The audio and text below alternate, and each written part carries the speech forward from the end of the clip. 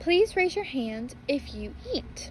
Of course, everyone's hand should be raised because everyone eats, and it is a universal essential as human beings that we have in common. Now, please raise your hand if you or someone you know has a pet that you absolutely adore. The two most common in general diets are plant-based diets and non-plant-based diets. As the audience, you did just voluntarily agree that simply we all eat. Rather you eat plant-based diet or not, you partake in one of the lifestyles. I chose this topic because I've had the opportunity to experience both plant-based and non-plant-based diets. And today I would like to tell the audience about the harmful effects of consuming meat, while what problems can arise if you choose to eat meat, and how a plant-based diet can kind of be a solution and benefit to these problems.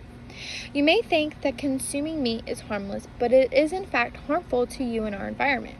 The first effect that you may develop is resistant to an antibiotic, while the second effect causes unnecessary suffering to animals.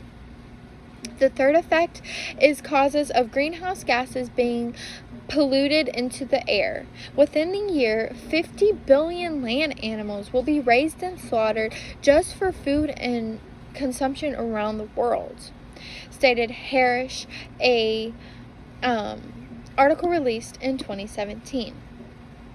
If you look at this graph, you can see that just cows around the world are being slaughtered in the year of 2016 of over 50 million per country, other than a couple of countries in Europe and South America.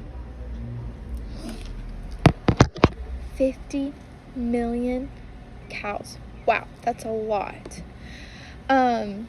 Now that you know about the potential damaging effects of a plant-based diet, I would like to focus your attention more on the statistics of these damaging effects. About 18% of greenhouse gases are being released into our skies and contribute from livestock. You may have previously thought that there was no problem with consuming meat. However, there is, and the benefit of knowing is beneficial for multiple perspectives. The consumption of meat leads to excessive farming of animals in factories. And a matter of fact, did you know that 99% of animals just in the United States live in factories solely to be slaughtered and consumed, according to Smith, an article released in 2013? If you acknowledge this graph, you will see that cattle, chicken, goats, pigs, and sheep, just between the years of 1961 and 2016, have jumped, especially pigs, from 0.4 billion to 1.4 billion.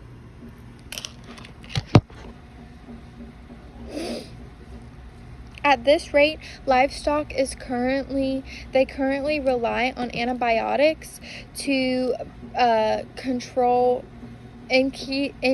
increase weight gain and control infections in the animals.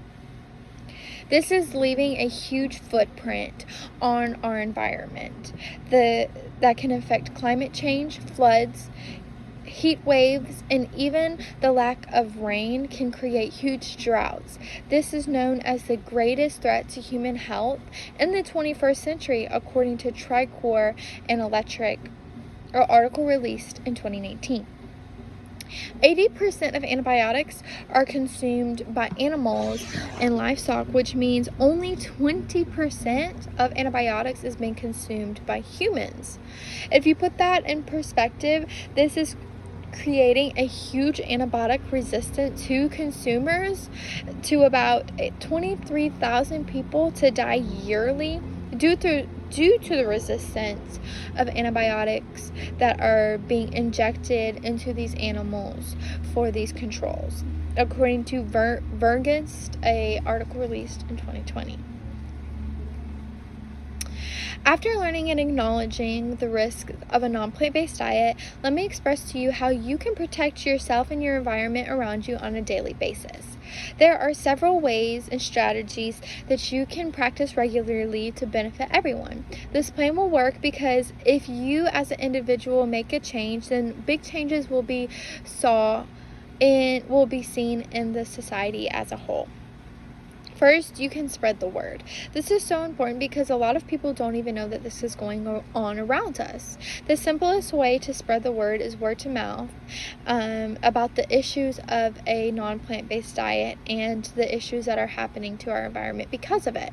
Second, switching to a plant-based diet would be really beneficial. If you can't switch or completely cut meat out of your diet, at least kind of tolerate and taper off. Instead of eating a 20-ounce steak, maybe cut down to a 12-ounce and then a 9-ounce and then a 6-ounce, and kind of just monitor yourself more. A plant-based diet has proven to be more efficient to our environment and to our animals, leaving us feeling united, sustainable, and energetic. The less meat consumed will lead to a smaller number of factories needed for this production, which will immediately cause climate change in the air that is being polluted. Over 50% of vegetation will return to its natural state if this is done properly. We can also save hundreds of endangered species that have been endangered for years due to deforestation for the factories, according to Tricor and Electric, an article released in 2019.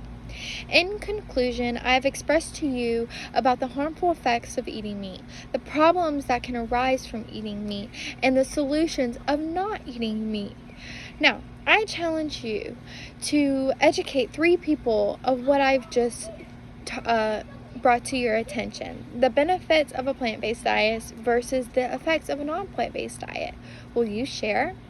Lastly, and most importantly, just remember to eat beans, not beans.